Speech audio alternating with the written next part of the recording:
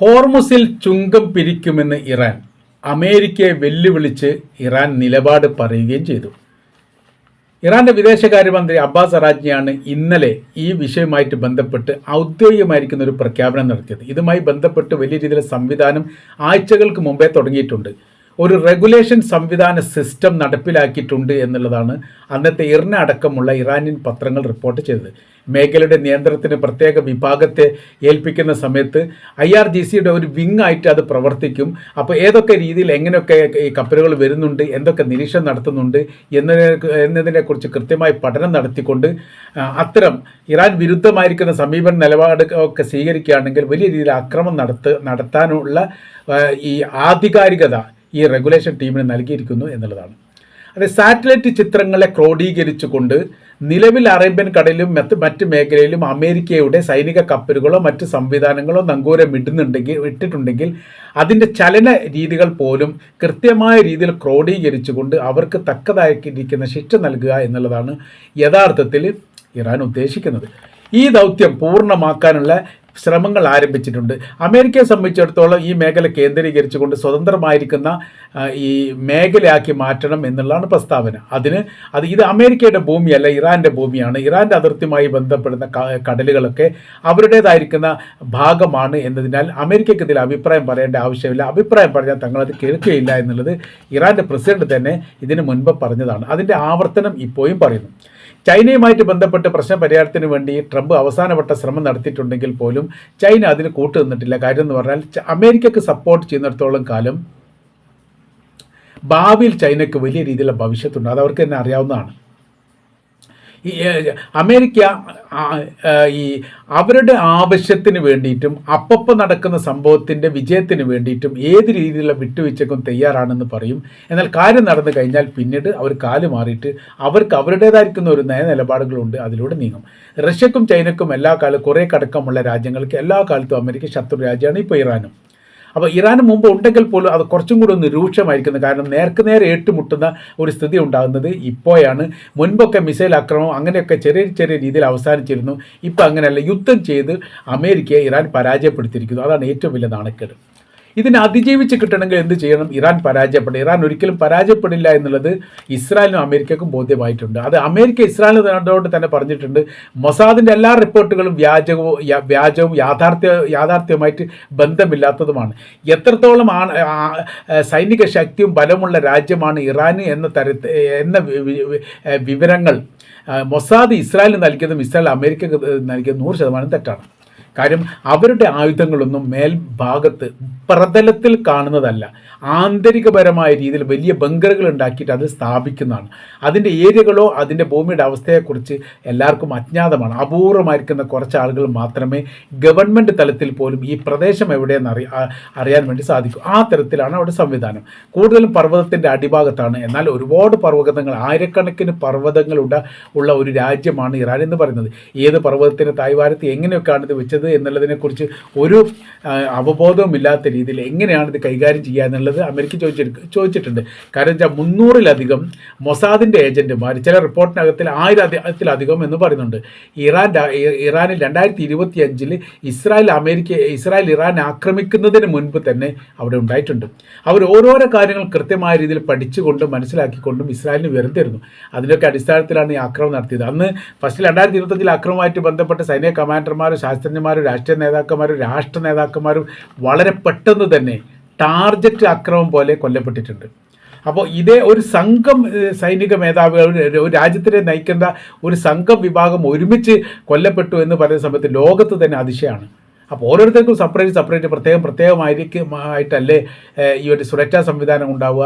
എന്നിട്ടും അവർക്ക് അങ്ങനെ സംഭവിച്ചു എന്നുള്ളതിൽ വലിയ ആശങ്കയുണ്ടായിരുന്നു, വലിയ പ്രയാസം ഉണ്ടായിരുന്നു. പിന്നീടാണ് അതേക്കുറിച്ചൊക്കെ പഠനം നടത്തുന്ന സമയത്ത് മൊസാദ് സംഘം വ്യാപകമായ രീതിയിൽ ഇവിടെ ഉണ്ടായിരുന്നു എന്നുള്ളതും അതിൻ്റെ അടിസ്ഥാനത്തിൽ അവരിൽ നിന്ന് റിപ്പോർട്ടുകൾ ചോർന്നതിൻ്റെ അടിസ്ഥാനത്തിലാണ് ഇസ്രായേൽ ആക്രമണം നടത്തിയത് എന്നുള്ള വിവരം പുറത്തു വന്നു. എന്നാൽ ഈ മൊസാദ് സംഘം പിന്നീട് ഈ ഇറാനെക്കുറിച്ച് പറയപ്പെട്ട കാര്യങ്ങൾ അപ്പാടെ തെറ്റായിരുന്നു എന്നുള്ളതാണ്. കാരണം ആയുധത്തമ്മിൽ തൊടുമ്പോൾ അതിന് സൈനിക ബലത്തെ തൊടുന്ന സമയത്ത് അവരുടെ ആയുധങ്ങൾ സൂക്ഷിക്കപ്പെട്ട ഏരിയ ഗോഡൗൺ പോലെയുള്ള ഏരിയകളെ തൊടുന്ന സമയത്ത് എല്ലാം വ്യാജമായിരുന്നു എന്നുള്ളതാണ്. ഡ്യൂപ്ലിക്കേറ്റ് ആയിരിക്കുന്ന എയർപോർട്ടുകൾ ഇറാൻ ഉണ്ടാക്കി, ഡ്യൂപ്ലിക്കേറ്റ് ആയിരിക്കുന്ന വിമാനങ്ങൾ ഉണ്ടാക്കി, സൈനികരെ ഉണ്ടാക്കി, അങ്ങനെ അമേരിക്കയെ കബളിപ്പിച്ചു. വലിയ രീതിയിലുള്ള ആക്രമണം നടത്തി. ഇതെല്ലാം പൊട്ടിച്ചെത്തറിങ്ങായിട്ട് പോയതിന് ശേഷമാണ് അത് പ്ലാസ്റ്റിക് കൂടാരങ്ങളായിരുന്നു അല്ലെങ്കിൽ ജീവനില്ലാത്ത സൈനികരാണോ എന്നുള്ള കാര്യം യഥാർത്ഥത്തിൽ ഈ അമേരിക്ക തന്നെ മനസ്സിലാക്കുന്നത്. ഈ തരത്തിലാണ് കാര്യങ്ങൾ. അപ്പോൾ പോയിട്ട് ഹോർമോസുമായിട്ട് ബന്ധപ്പെട്ട കാര്യത്തിൻ്റെ സങ്കീർണത ഒന്നും കൂടി വരികയാണ്. അഥവാ ഈ മേഖല ഞങ്ങൾ തുറന്നു വിടാൻ തയ്യാറാണ്, വിഷയങ്ങളൊന്നുമില്ല, പക്ഷേ ഞങ്ങൾ ചുങ്കം തരാത്ത കപ്പലുകൾ തങ്ങൾ ആക്രമിക്കും. ആ കപ്പലുകൾക്ക് സുരക്ഷ നൽകാൻ വേണ്ടി അമേരിക്ക വരികയാണെങ്കിൽ അമേരിക്കയുടെ കപ്പലിനെ ആക്രമിക്കും.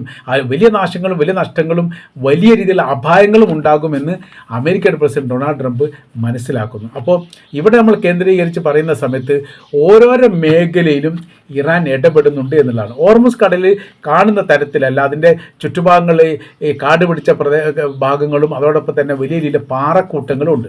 അതിൻ്റെ അടിഭാഗത്തൊക്കെ വലിയ തുരങ്കം ഉണ്ടാക്കിയിട്ട് ഒളിച്ചു നിന്നിട്ട് അമേരിക്കയുടെ കപ്പൽ വരുന്ന സമയത്ത് വലിയ രീതിയിൽ ആക്രമണം നടത്തി ആ ഭാഗത്തേക്ക് തന്നെ ഒളിഞ്ഞു പോകുന്ന ഒളിപ്പോർ യുദ്ധ പോരാളികളുടെ പ്രവർത്തനമാണ് യഥാർത്ഥത്തിൽ ഇപ്പോൾ ഇറാൻ്റെ ഭാഗത്ത് ഉണ്ടാകുന്നത് എന്നാണ് മനസ്സിലാക്കാൻ പറ്റുന്നത്. അപ്പോൾ ഇപ്പോഴത്തെ സ്ഥിതി കാര്യങ്ങൾ പറയുന്ന സമയത്ത് ഞങ്ങൾ അവിടെ കപ്പലിനെ പ്രതിരോധിക്കുന്നില്ല, ആക്രമിക്കുന്നില്ല എന്ന് പറയുന്ന സമയത്ത് തന്നെ അത് ന്യായമായി. അപ്പോൾ ഇറാനെതിരെ ലോകരാജ്യങ്ങൾ അഭിപ്രായം പറയേണ്ട കാര്യമില്ല. പക്ഷേ ഞങ്ങൾ അതിർത്തി കടന്നു പോകുന്നതിന് ഞങ്ങൾ ചുങ്കം വാങ്ങുന്നു എന്ന് ഞങ്ങൾ പറയാൻ കാരണം ഞങ്ങൾ രാജ്യം തകർന്നിരിക്കുന്നു, അമേരിക്ക തകർത്തിരിക്കുന്നു, ഒരുപാട് നേതാക്കന്മാർ നഷ്ടപ്പെട്ടിരിക്കുന്നു, 160-ലധികം കുട്ടികളെ ഒരേ സമയത്ത് കൂട്ടക്കൊല ചെയ്തിരിക്കുന്നു. അങ്ങനെ പ്രാകൃതമായിരിക്കുന്ന ഒരു ഇടപെടലാണ് രാജ്യവുമായിട്ട് ബന്ധപ്പെട്ട് അമേരിക്ക ഇസ്രായേൽ ചെയ്യുന്നത്. തീർച്ചയായിട്ടും അത് തിരിച്ചടി ഉണ്ടാവും എന്ന കാര്യത്തിൽ യാതൊരു സംശയവുമില്ല. അത് ഞങ്ങൾ വല്ലാതെ വൈകാതെ തന്നെ നൽകുമെന്ന് തന്നെ ഇറാൻ പറഞ്ഞിരിക്കുന്നു. അതിൻ്റെ ഒരു ഭാഗമാണ് ഹോർമുസ് കടൽ എന്ന് പറഞ്ഞത്. സാമ്പത്തികപരമായിരിക്കുന്ന ഈ നഷ്ടത്തിൻ്റെ കണക്കുകൾ നികത്തുന്ന സമയത്ത് അത്രയൊന്നും ആകില്ലെങ്കിൽ പോലും അല്പാശ്വാസം കിട്ടാൻ വേണ്ടി തങ്ങൾ ഈ പ്രവൃത്തി ചെയ്യുന്നു. ഹോർമുസ് കടലിൽ കടക്കാൻ എല്ലാവർക്കും കടക്കാം. ഇസ്രായേലിൻ്റെ അമേരിക്കയ്ക്കും ഇസ്രായേലിനും പിന്തുണ നൽകുന്ന രാജ്യങ്ങളുടെ കപ്പൽ വെച്ച് ബാക്കിയുള്ള കപ്പൽ കടന്നു വരൂ, വിഷയമില്ല. അത് നിശ്ചിതമായിരിക്കുന്ന സംഖ്യ നൽകിയിട്ട് നിശ്ചിത റൂട്ടിലൂടെയാണ് നിങ്ങൾ പോകേണ്ടത് ഞങ്ങൾ പറഞ്ഞിട്ട് ആ റൂട്ടിനെയാണ് പിന്തുടരേണ്ടത്. കാര്യം എന്ന് പറഞ്ഞാൽ പല ഭാഗങ്ങളിലും കടലിൻ്റെ പല ഭാഗങ്ങളിലും മൈനുകൾ സ്ഥാപിക്കപ്പെട്ടിട്ടുണ്ട്. അത് പൊട്ടിത്തെറിച്ചാൽ കപ്പലും അതിലുള്ള ആളുകളും മൊത്തത്തിൽ മരണപ്പെടാൻ സാധ്യതയുണ്ട് എന്നതിനാൽ റൂട്ട് ഞങ്ങൾ കൃത്യമാക്കി തരും, ആ റൂട്ടിലൂടെ മാത്രമാണ് നിങ്ങൾ സഞ്ചാരം നടത്തേണ്ടത് എന്ന് ഈ വിഷയവുമായിട്ട് ബന്ധപ്പെട്ട് റെഗുലേഷൻ സംവിധാനം ഇറാന് വേണ്ടി അല്ലെങ്കിൽ IRGCക്ക് വേണ്ടി പറഞ്ഞിരിക്കുകയാണ്. ഇതിനിടെ തന്നെ പല കപ്പലുകൾ അങ്ങനെ പണം കൊടുത്ത് $1.5 മില്യൺ കൊടുത്തിട്ട് ഈ കപ്പൽ കടന്നിട്ടുണ്ട് എന്ന റിപ്പോർട്ടും പുറത്തു വന്നിട്ടുണ്ട്. അപ്പോൾ അങ്ങനെ സംഭവങ്ങൾ നടക്കുന്നുണ്ട് എന്നുള്ളൊരു യാഥാർത്ഥ്യമാണ്. അമേരിക്കയെ സംബന്ധിച്ചിടത്തോളം എവിടെയും എത്താത്ത ഒരു യുദ്ധത്തിൻ്റെ മുൻപിലാണുള്ളത്. എന്താ ചെയ്യേണ്ടത് യഥാർത്ഥത്തിൽ അവർക്ക് തന്നെ അറിയില്ല. ഇട്ടെറിഞ്ഞ് പോകാൻ വേണ്ടി പറ്റില്ല, അവിടെ തോറ്റുപോകും. എന്നാലോ ഇറാനെ ജയിച്ചെടുക്കാമെന്ന് പറഞ്ഞാൽ പ്രയാസമുള്ള കാര്യമാണ്. രണ്ട് ഭാഗത്തും പ്രയാസം അനുഭവിക്കുന്ന ഒരു സ്ഥിതിയിലേക്ക് അമേരിക്ക പോകുന്നു. ഇസ്രായേലിൻ്റെ കഥ പറയുകയാണെങ്കിൽ ഇസ്രായേലിനെ സംബന്ധിച്ചിടത്തോളം അവർ സൈനികപരമായി എത്ര ശക്തി ഉണ്ടെങ്കിലും ഇറാൻ ആക്രമിച്ചാൽ ഇനി ഏത് തരത്തിലാണ് തിരിച്ചടി ഉണ്ടാവുക എന്നുള്ളത് അവർക്കറിയില്ല. അതിൽ അവർ വല്ലാത്ത രീതിയിൽ പ്രയാസപ്പെട്ടിരിക്കുന്നു. സർവ്വ മേഖലയും തങ്ങളുടെ നിരീക്ഷണത്തിലാണ് എന്നുള്ളതും ഇറാൻ്റെ കണ്ടെത്താത്ത ഒരു പ്രദേശം പോലും ഇസ്രായേലിൻ്റെ അകത്തില്ല എന്നുള്ളതും നിങ്ങൾ മനസ്സിലാക്കണം എന്നുള്ള കാര്യമാണ് ഇസ്രായേലിയരോടും ഗവൺമെൻറ്റിനോടായിട്ട് ഇതിനു മുമ്പ് ഇറാൻ പറഞ്ഞിരിക്കുന്നത്. തങ്ങളുടെ ആയുധങ്ങൾ തകർക്കാൻ പറ്റുന്നതേ ഉള്ളൂ ഇസ്രായേൽ. അപ്പോൾ അമേരിക്ക അതിൽ ഇടപെട്ടുകൊണ്ട് സഹായിക്കുന്ന സമയത്ത് അമേരിക്കയ്ക്ക് നേരെയും ഞങ്ങൾ ആക്രമണം നടത്തിയിട്ടുണ്ട്. അതിൻ്റെ ഭവിഷ്യത്തുകളും പ്രയാസങ്ങളും അവരും അനുഭവിക്കുന്നുണ്ട്. അതുകൊണ്ട് ചെയ്യാൻ പറ്റുന്ന കാര്യം എന്ന് പറയുന്നത് ഈ മേഖലയിൽ നിന്ന് ഒഴിവാകുക എന്നുള്ളത് മാത്രമാണ്. അതിൻ്റെ അപ്പുറം ഒന്നുമില്ല. ഇറാനുമായിട്ട് തൊട്ട് ജയിച്ചെടുക്കുക എന്ന് പറഞ്ഞാൽ വലിയ പ്രയാസമുള്ള കാര്യമാണ്. അതൊരിക്കലും സാധിക്കുകയില്ല. ഹോർമുസ് ഞങ്ങളുടെ ഭാഗമാണെന്ന് ആവർത്തിച്ച് പറഞ്ഞുകൊണ്ടാണ് ചുങ്കം പിരിക്കുന്നത്. ചുങ്കം പിരിക്കുക യഥാർത്ഥത്തിൽ ഇപ്പോൾ അമേരിക്കയുടെ സൈനികർ നോക്കി നിൽക്കുന്ന ഒരു സ്ഥിതിയാണ്. അവർക്കൊന്നും ചെയ്യാൻ വേണ്ടി സാധിച്ചിട്ടില്ല എന്നുള്ളതാണ്. 3 കപ്പൽ യഥാർത്ഥത്തിൽ ഇപ്പോൾ അമേരിക്കയുടെ കൈവശത്തിലുണ്ട് എന്ന് അവർ പറയുന്നു. എന്നാൽ 8 കപ്പൽ ഇറാൻ്റെ കൈവശത്തിലുണ്ട്. അത് അമേരിക്കയെ സംബന്ധിച്ചിടത്തോളം അവർക്ക് ഈ യുദ്ധത്തിൽ എങ്ങനെയെങ്കിലും ജയിക്കാൻ വേണ്ടി എന്ത് വിട്ടുവീഴ്ച ചെയ്യാൻ വേണ്ടി തയ്യാറാണ്. അത് മറ്റുള്ള ലോകരാജ്യങ്ങളോട് ആ കാര്യം പറയുകയും ചെയ്തിട്ടുണ്ട്. എന്നാൽ ഇവിടെ ഇറാൻ ശക്തമായ രീതിയിൽ നിലപാടെടുക്കുന്ന സമയത്താണ് അമേരിക്കൻ പ്രസിഡന്റ് ഡൊണാൾഡ് ട്രംപ് വിയർത്തു പോകുന്നത്. അപ്പോൾ നമ്മൾ പറഞ്ഞു വരുന്ന കാര്യം ഹോർമുസ് കടലിൽ ചുങ്കം പിരിച്ചുകൊണ്ടുള്ള മുന്നേറ്റം ഇനി വല്ലാതെ വൈകാതെ ഇറാൻ്റെ ഭാഗത്തുനിന്ന് ഉണ്ടാകുമെന്ന് തെളിവടിസ്ഥാനത്തിൽ തീർച്ചയായും നമുക്ക് പറയാൻ വേണ്ടിയിട്ട് സാധിക്കുന്നതാണ്.